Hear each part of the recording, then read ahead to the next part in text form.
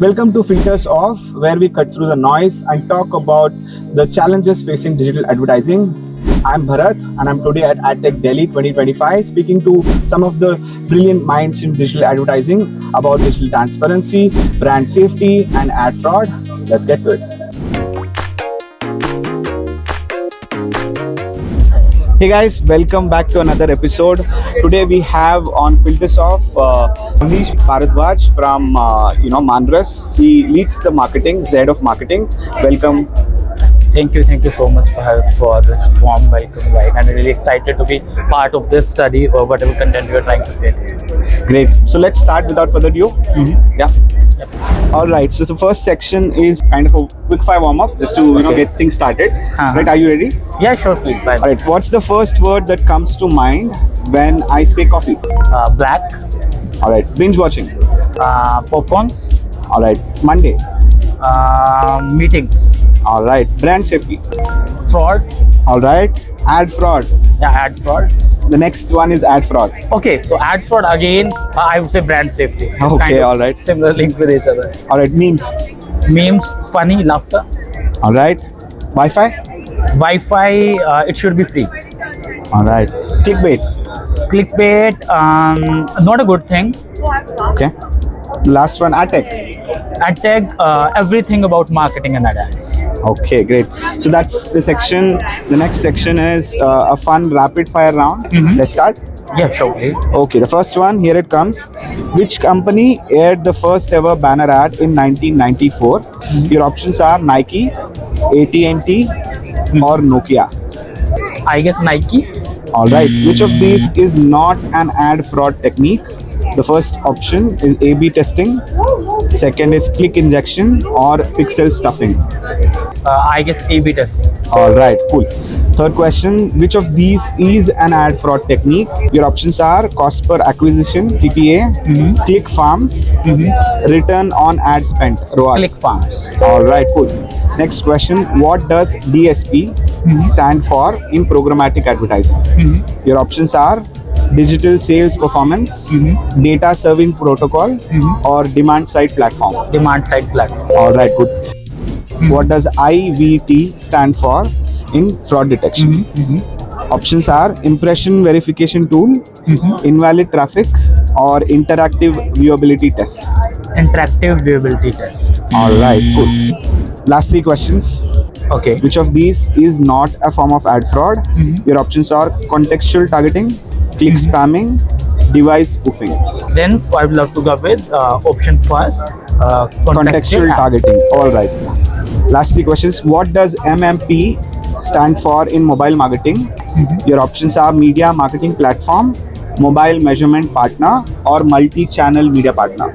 I would love to go with option 2, although I'm not Option sure. 2, mobile measurement partner. All right. Maybe my guess is correct. Not. All right. Let's go to the next one. Which ad format has the highest fraud rates as per research? First option, social media ads. Second is video ads. Third is display banners. Display banners when it comes about involving big money. Right, that's the section. Next section is hot takes. The first one, here it goes. Brand safety, real necessity, or is it just a tick box exercise today? Okay, so see, it's really debatable kind of brand safety for those brand who actually values long-term trust, right? For them, it's no negotiable necessity, right? It will be there. But for others, it is something similar to compliance checkbox. Sometimes it's about showing to investors or showing to stakeholders that we are following these check marks, but actually those are not being implemented in real form. Right. True, very true. Are we measuring the wrong things in digital advertising today? Most of the time, yes. This is what I have observed within the companies or with the agencies. Sometimes we do follow those vintage methods, like we will be looking on clicks, we will be looking on impressions, engagements, right? Although these numbers do look good in reports, but not on ground. These numbers are not actually the real business, right? So we should start focusing on something which is more valuable. You can say conversions, your LTV, your customer lifetime value, those kind of stuff. So I guess focusing on those numbers which helps you in generating revenue is actual the real thing which marketers should start looking at. They should look at more in terms of business metrics rather than just vanity. Very true. The last question: ad fraud is an invisible problem until something goes wrong. Should brands be doing more? Yes, for sure. I have seen brands, they end up losing so much money into these ad fraud, right? They some brands even are not aware that their money is just going waste, right, into fake clothes, to fake bot traffic and everything. And it's always good to take preventive measures, right, where they can rely on some third-party verification tools. They can implement some kind of technologies into it, so they can be on safer side. This is actually need of art. All right, great. Thank you so much. That's the section. Next section is a live poll. Let's start. Yeah, sure. If you could remove one problem from digital advertising forever, what would it be? Ad fraud, attribution, or ad creative issues? Attribution, but that has been a struggle. Okay. All right. Next question. What's the most frustrating thing about digital ads today? Seeing the same ad 100 times in a row, or clicking an ad by mistake, or watching an ad before a YouTube video? It's tough.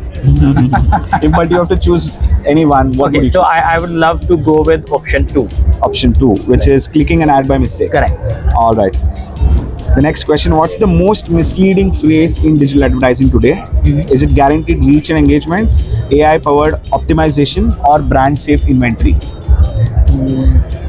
I guess number one, guarantee part is something which is we should not. Right. Right. All right. What's the biggest mistake advertisers make in today's world? Is it trusting publisher reports blindly, running too many creatives, or not bidding aggressively enough? Trusting on publishers' report Reports blindly, blindly. that would be wrong. Very true. Yeah. What percentage of online ads are estimated to be seen by bots instead of humans? Basis your understanding, 30 to 40%, 10 to 15%, or 50 to 60%? I guess it should be somewhere around 30, 35. 30 50%. All right. What percentage of all ad clicks are estimated to be fraudulent? Is it 20 to 30%, 5 to 10%, or 40 to 50%? This is your understanding. I guess 20% is a All decent right. number. Yep. All right. Which of these is the biggest red flag for a digital ad campaign? Is it CTR of 20% on a display ad, low video watch time, or 5-second bounce rate? A low video watch time. Low video watch time. Okay. What's the most misleading performance metric? This is your understanding. Is it viewability rate, brand recall surveys, video completion rate? I would love to go with number 2. Brand recall surveys. All right. Last question. What percentage of ads are never seen by a human? Is it 40 to 50%, 10 to 20%, or 60 to 70%? I guess roughly around 40-50%. Okay. All right. That's pretty much it for the section. All right, Navneesh, the next section is explain like I'm a 5-year-old and you've chosen the topic bot traffic. Okay. So take it over. So see, if I have to explain this to someone who is 5, I would love to take example of cartoons, right? So for kids actually, right? If you are trying to start a lemonade store, right, or stall, and you are seeing a big line in front of you, big line of people, right? And you might be happy to see so many people are in queue.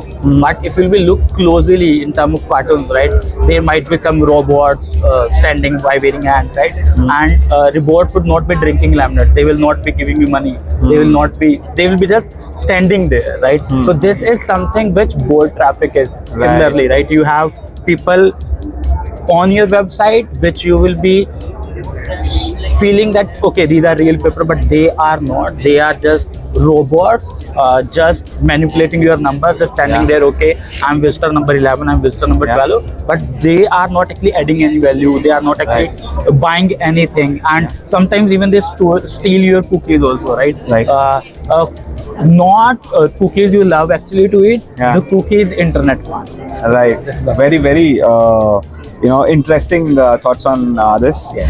All right. So the last section, final takeaway section, right? Mhm. If there's one thing advertisers should focus on in 2025, what would it be?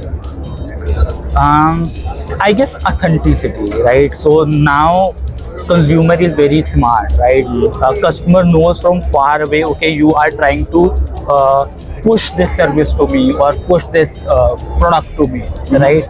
So only those brands will be able to sustain who will not only sell, they will be focusing on engagement, they will be focusing on giving you something valuable, they Yeah. will be building trust around it, right? So authenticity, I guess, is going to be the key game changer, and every brand should start focusing on it. I guess this is the need of our, right? Only those brands are going to sustain where customer will feel valued, Yeah. right? Your authenticity will be deciding in coming future that your ad will be ignored or people will be staying there. Yeah. All right. That was a very interesting take on authenticity, Namish. Thank you for joining us on Filters Off, and I'll be seeing you soon. Yeah, same. Thank you so much. Thank you so much. All right. All right, guys. That's it for this video. We have more guests and more interesting topics in our next video. So stay tuned. See you.